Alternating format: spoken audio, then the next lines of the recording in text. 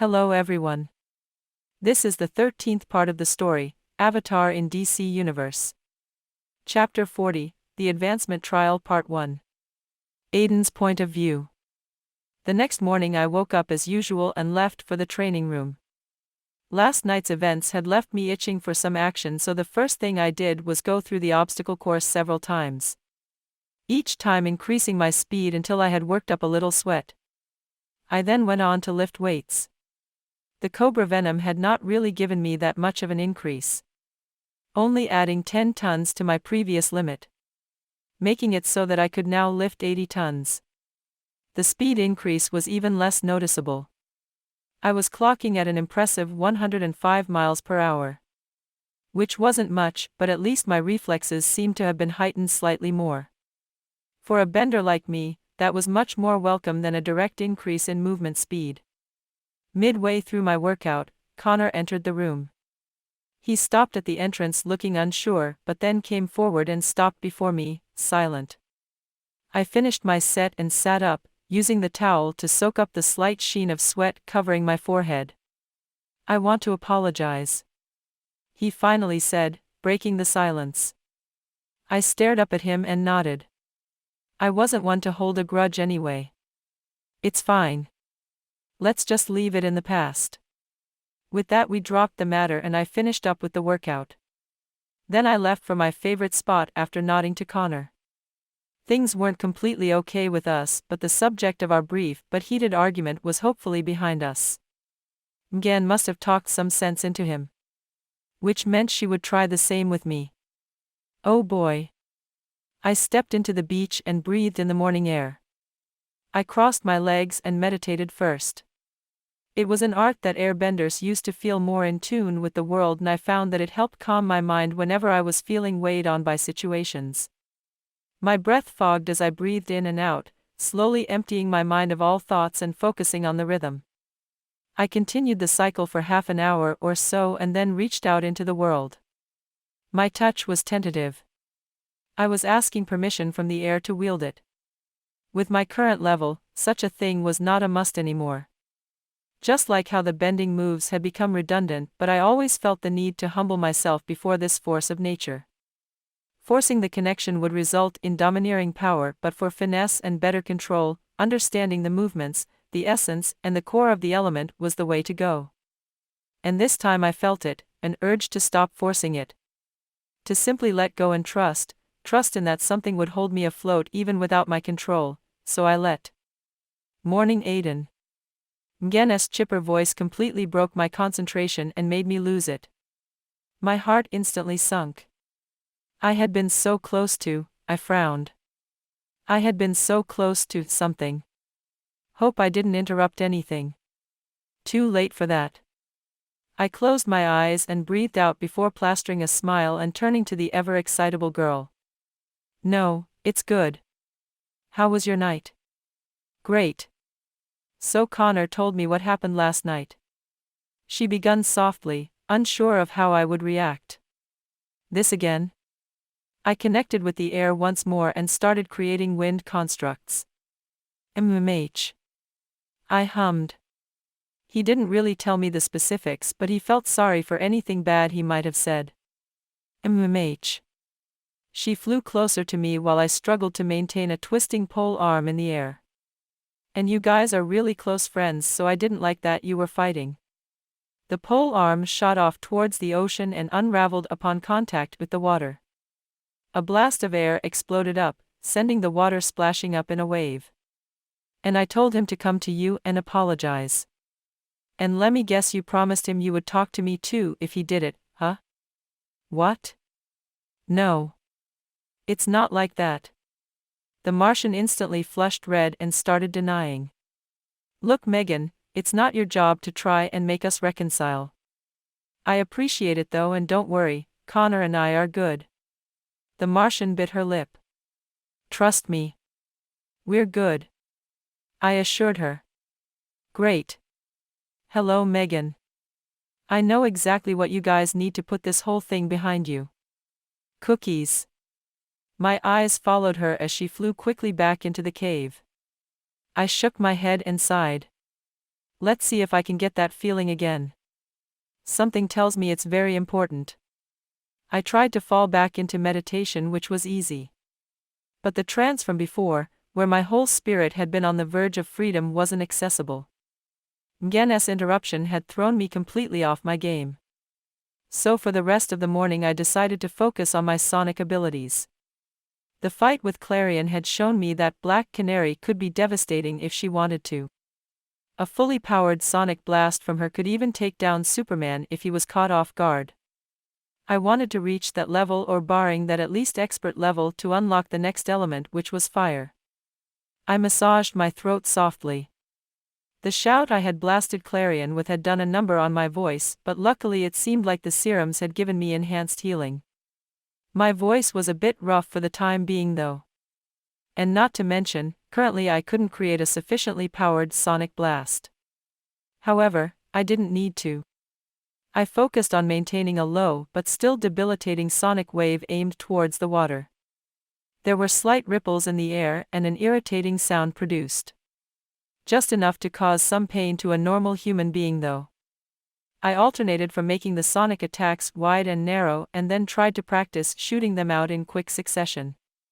At 10, Mgen arrived with a plate of cookies and a glass of milk, that she left on a beach chair and left without a word. I was grateful that she was considerate enough to not disrupt me, seeing as I was making some progress. I took a quick break, devoured the freshly baked goodies, and then it was back to training again. My intense focus saw me shirtless at noon with the sun beating down on my dark skin and a light sheen of sweat covering it. The sonic attacks had become easier and easier to the point where all I had to do was to keep up with the practice to make the skill a part of my fighting style. And just before 2, a text box appeared in my vision. I sat down while breathing a bit heavily. Gulping the water Mgen had thoughtfully brought me, I ran a hand through my hair. Despite my stamina being incredible, non-stop power practice under the hot rays of the sun was enough to leave me feeling tired. Especially when you consider that although I didn't run out of the energy to bend, my endurance was still drained as my body did its best to channel that energy into controlling the elements. But it was not all for nothing. I looked at the panel and after making sure I was all alone, clicked on it.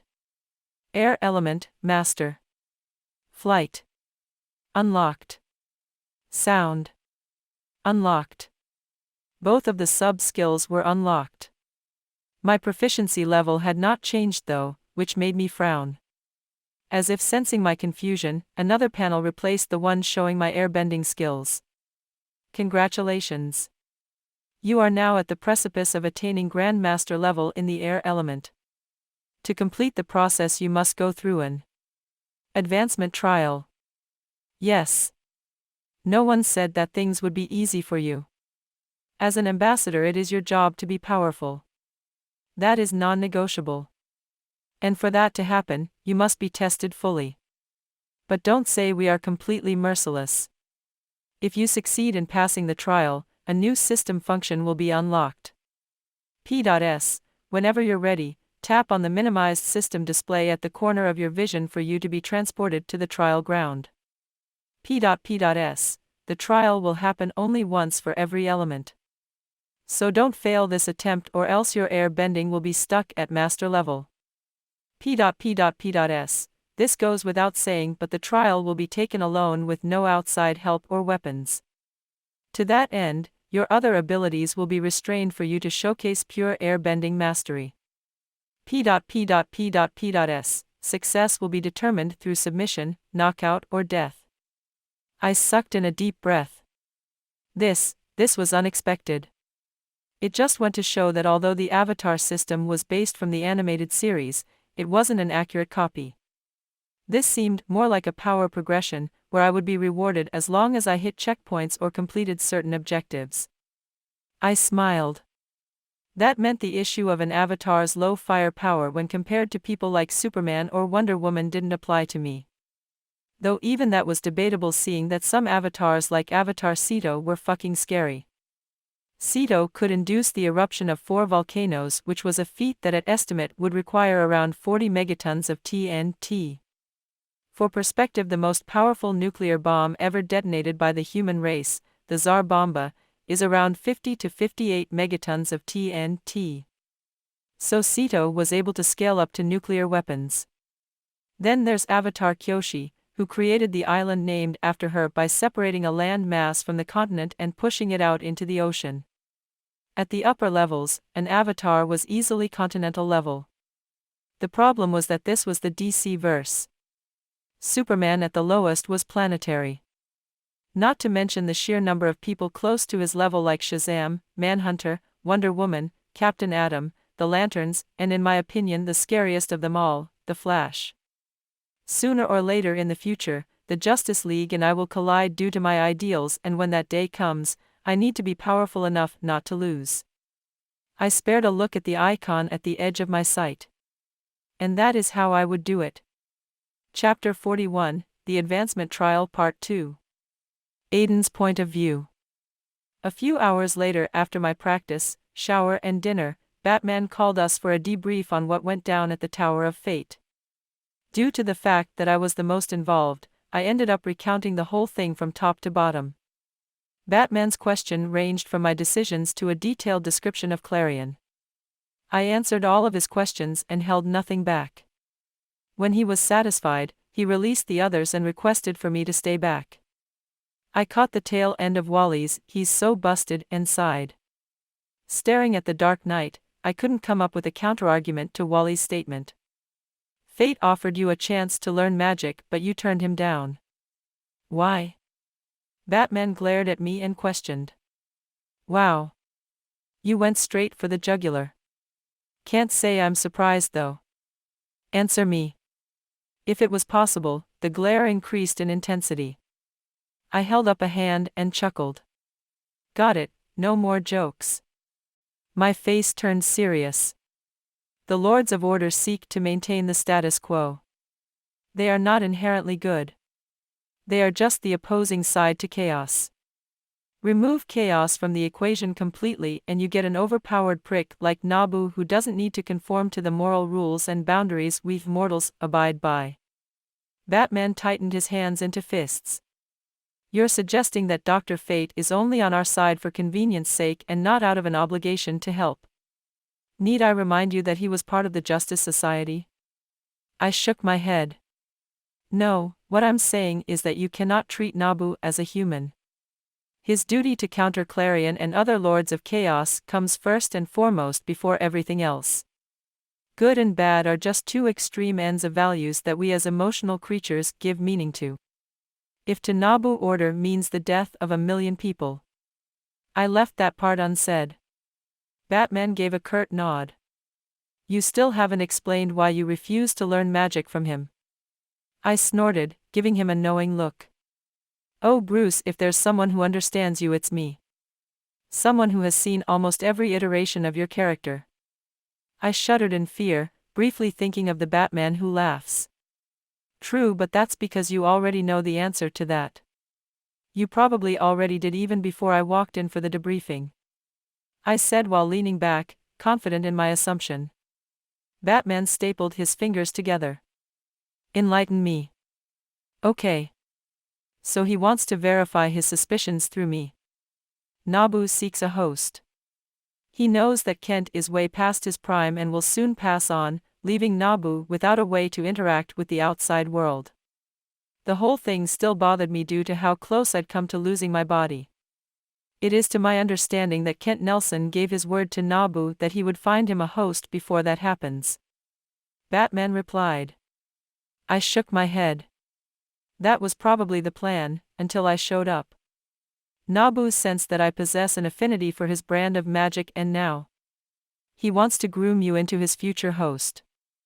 Batman cut me off. If what you say is true, then proper measures will need to be taken regarding the helmet. One thing I can tell you is that under no circumstances should you let Zatanna wear it. If that happens, Zatara will give himself over to Nabu willingly and without fail, and the Justice League will lose its expert on magic. One might argue that the trade-off is worth it because you'd be getting Dr. Fate, but after everything I've told you, would you take that chance? Our eyes met and Batman gave an intimidating "HN" that would have made an Uchiha jealous. This matter is no longer your concern. The League will handle it from here. With that, I got up, understanding I was being dismissed. Send Aqualad in. Batman added before I closed the door behind me.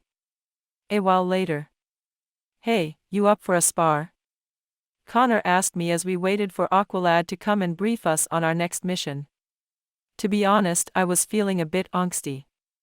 I wanted to do nothing more than lock myself in my room and do the advancement trial, but now we had another mission on the horizon. Not to mention, Superboy wanted to spar. Knowing his anger issues, although they'd been lessened in our previous clash, this wouldn't turn out so well so. Maybe later, Connor. I'm still feeling tapped out from exercise. I gently refused. No need for him to feel like I curved him. Even though I totally did. Cool. He clenched his jaw and turned away, crossing his hands on his chest. I ignored him and looked around at the others. Kid Flash was busy flirting with an unsuspecting Megan. A Megan who had his attention on Connor, looking worried and yearning at the same time. Robin and Artemis both looked our way upon hearing Connor's words. I narrowed my eyes at the boy wonder as he watched on with interest. His gaze jumping from Connor to me rapidly. He could no doubt sense the tension between us, comes with being a mini Batman, I guess. That might make him curious, leading to him questioning Connor on what went down between us, leading to Connor telling him about his suspicions, leading to the boy wonder investigating me, leading to, gah. Why can't anything just be simple? Fortunately, Aqualad arrived with Batman in tow. We have our new task. We're deploying at 1,800 hours tomorrow for a recon mission at the Yellowstone National Park. Aqualad started while pointing at the holomap displayed by the projector. Yellowstone National Park? That sounds like. I looked at the Dark Knight and met his eyes. A brief nod and I understood. Batman had finally decided to use some of the information I'd given him. Which admittedly wasn't a lot, but the red volcano threat couldn't be left to chance. It had been the very first thing I had warned him about because of how serious the threat was. Tio Moro could destroy the whole world without anyone knowing by simply activating Red Volcano. His stupidity in trying to get Red Tornado back was the only reason the team had had a chance to destroy the overpowered android. We're going to do a full sweep of the place. Leaving no stone unturned until we find out Tio Moro's hideout. Got it? Aqualad finished. I nodded along with the others, but my mind was on something else. Completing the advancement trial tonight had just become all the more crucial. I needed to be Grandmaster level if we were going to go up against Red Torpedo, Red Inferno and God forbid Red Volcano. The worst part? They all had elemental-based powers on the level of Red Tornado. General point of view, Dick Grayson, an hour after the brief. His behavioral pattern indicates a power-hungry mindset. Probably as a need to feel secure after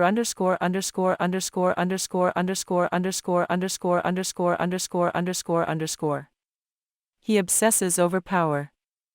More often than not training to perfect the abilities he has access to while seeking to gain more.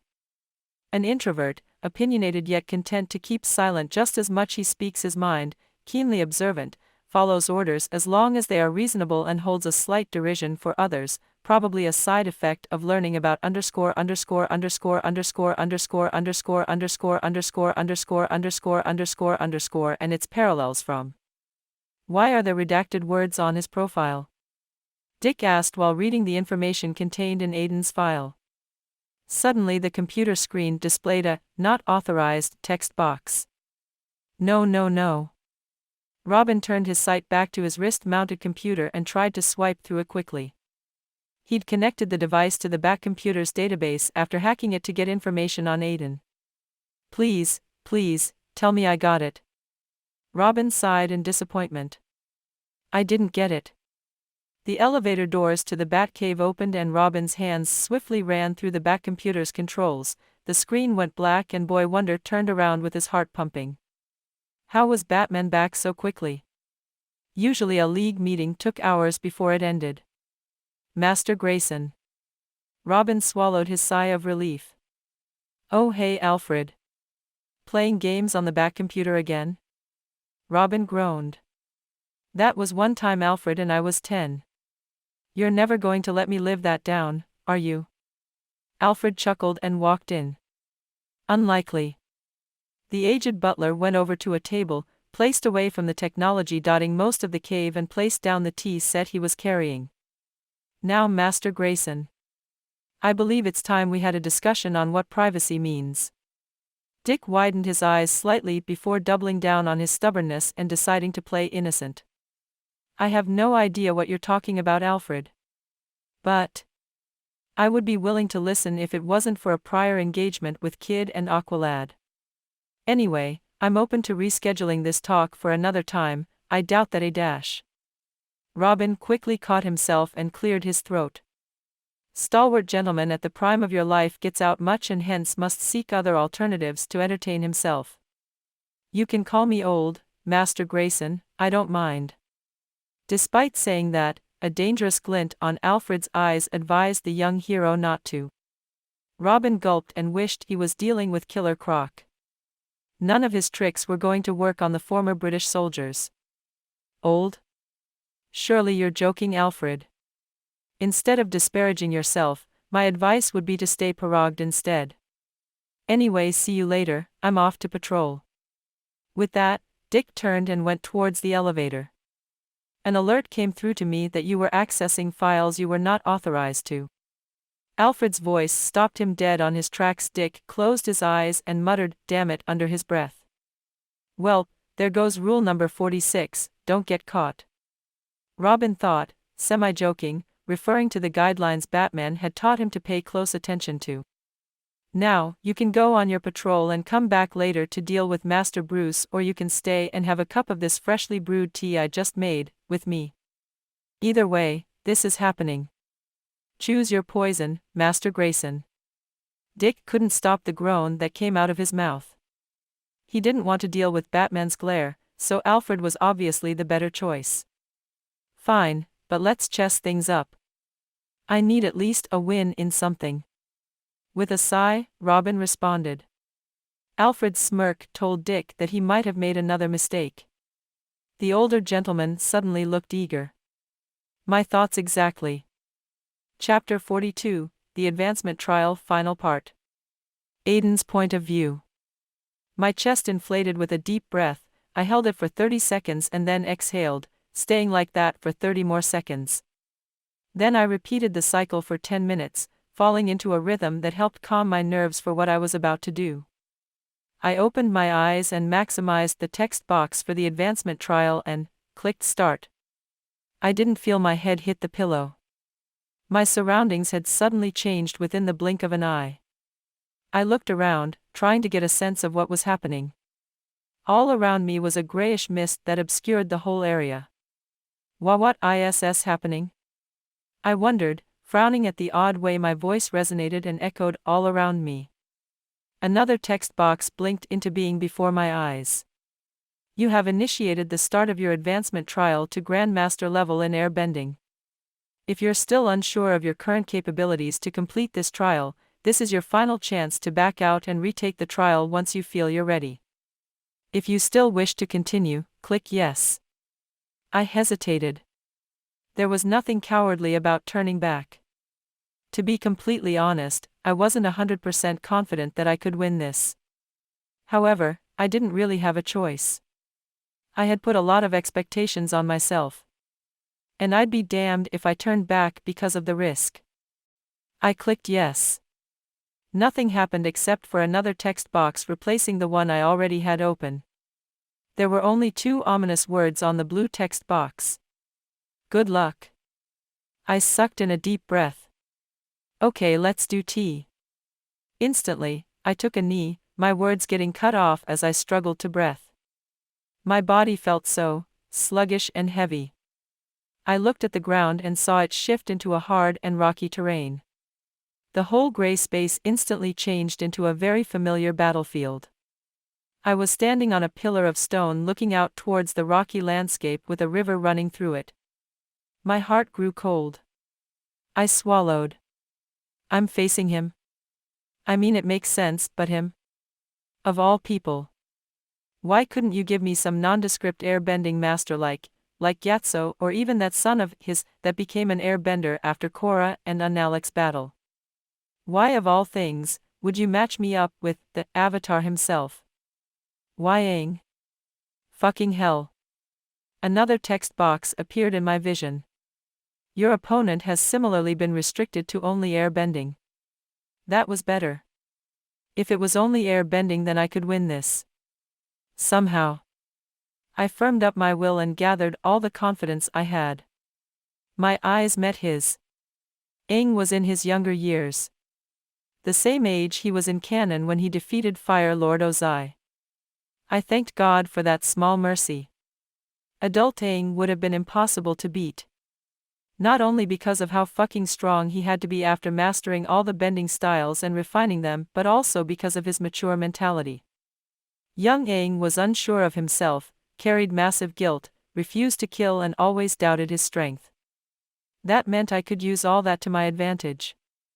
His face was blank with no emotion, but I could see a glint of understanding as to what was about to happen. Meaning he had enough cognition to attack, defend, strategize, and hopefully listen and process my words when I talked. That would probably come in handy. Aang was a big softy after all. That plan was shelved for the time being as a last resort. First, I wanted to test myself and see if I could win this the right way. The combat trial way. Who knew when I could get another chance like this to go up against a veteran airbender? I settled into an stance. The air moved according to my urging, dancing through the open space as I controlled it to surround me. I shifted my leg and spinned, sending an air slash towards Aang. The Avatar pushed one foot forward and did nothing as the air slash uselessly made contact with his body and dispelled. What? That brief moment of shock almost cost me. A whitish cone of concentrated wind left Aang's fist and quickly arrived before me. I leaned back and watched as the attack flew over me, my eyes wide. The power. The strength of his air attacks felt indomitable. I rose up and started sending barrages of wind attacks. Air kicks, air cannons, cones of wind and wind weapon constructs that would wreck the surroundings if it was the real world. But none of them did a thing. Aang danced out of the way of the attacks, looking completely at ease, evading and blocking. It was clear that he had much more experience. There was something he possessed that allowed him to trump the quality of my air bending no matter how much power I fed to it. Fuck this. I reached outwards and created tornadoes all around him.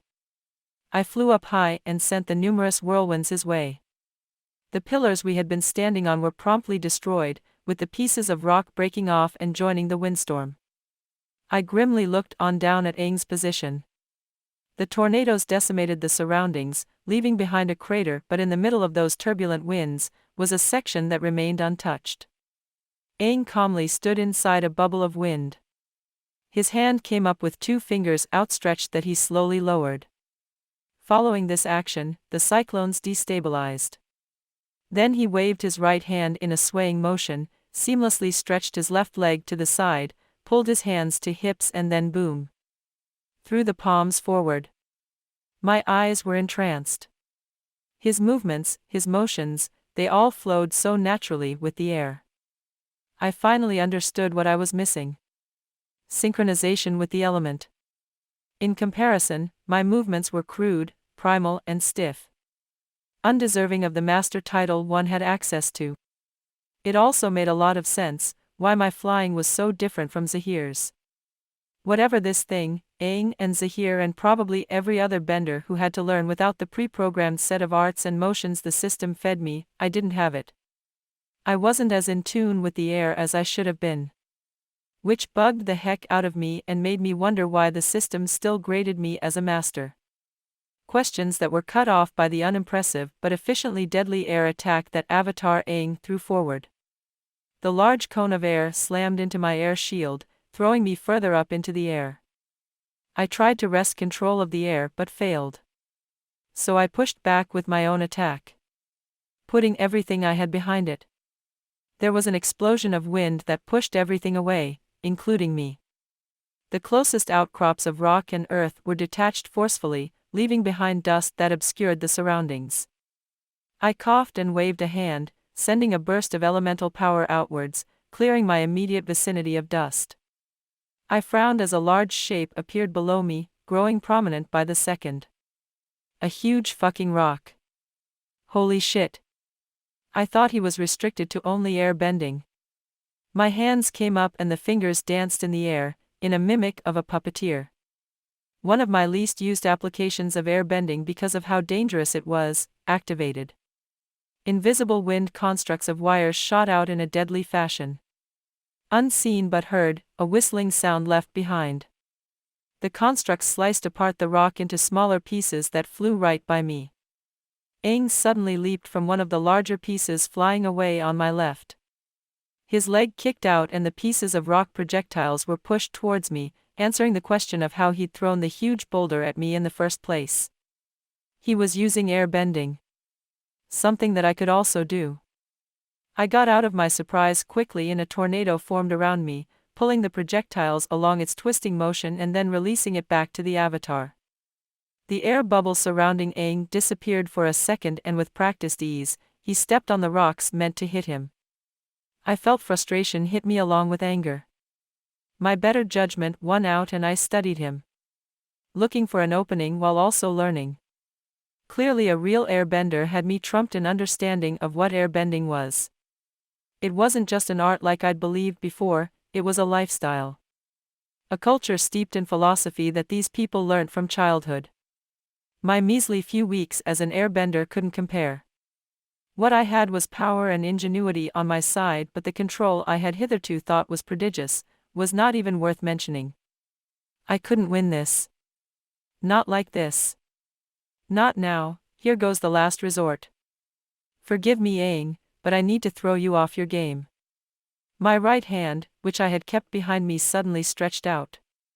An air bomb, the same one I had used on Cobra, exploded with the force of a real bomb. The shockwaves impacted Aang's shield bubble and threw him downwards. Aang managed to dispel the attack in time before his body could hit the ground. Behind him, the attack continued, sending a large volume of water overflowing towards the banks of the river below us. The wind reached out gently like a mother holding her baby and carried him down to land on a lone outcrop of stone, the others having been destroyed during our fight. He was just about to jump back at me, but I held up a hand. Here goes nothing. An expression of mockery appeared on my face. It's funny that out of all the possible avatars I could face, I got the weakest. The worst. The one who abandoned his duty and left everyone to die. I mean, talk about a loser. The words left a bitter taste in my mouth. This was wrong. But it's just a projection hardwired into emulating Aang. Please don't let it be the real him. The air was suddenly supercharged with something. Hurricanes picked up all around us and grew with intensity at every drop of my words. I wonder what Gyatso thought and felt when the firebenders got to him. Did he shed tears, seeing the destruction they caused to your home? I wonder if he cursed your name as he died. Wondering why you were ever born as the Avatar. Aang's body shook as the breeze from before grew in intensity, forming sharp licks of winds. Breathing became a labor, prompting me to create a bubble around my body. He's angry, but I need him broken. You abandoned the people who needed you the most. Frankly speaking, the world lost its Avatar way before you ran away from your duty. They lost the Avatar the day Raka died. Aang's eyes started to flash white as an animalistic shout of anger exploded out of his mouth. The Avatar state. My mouth dried up as I tightened my fingers. There was only one more sentence left, one more statement, and I'd break him. Could I do it? Your whole existence is meaningless because at the end of the day, all your struggles, your friends, the love of your life, Katara, none of it is real. None of you are real, you're just characters created to entertain people. All that death and suffering was simply for my viewing pleasure. The wind died down. The tornadoes unraveled and everything went calm. Aang lost the light in his eyes and knelt down. A river of tears fell down his now blank and emotionless face. Despite it being a copy of the real self, what I had done was repugnant. I flew down gently towards him and flicked a finger. A wire construct slashed out from Aang's right side and came out on the other side, visible and colored red.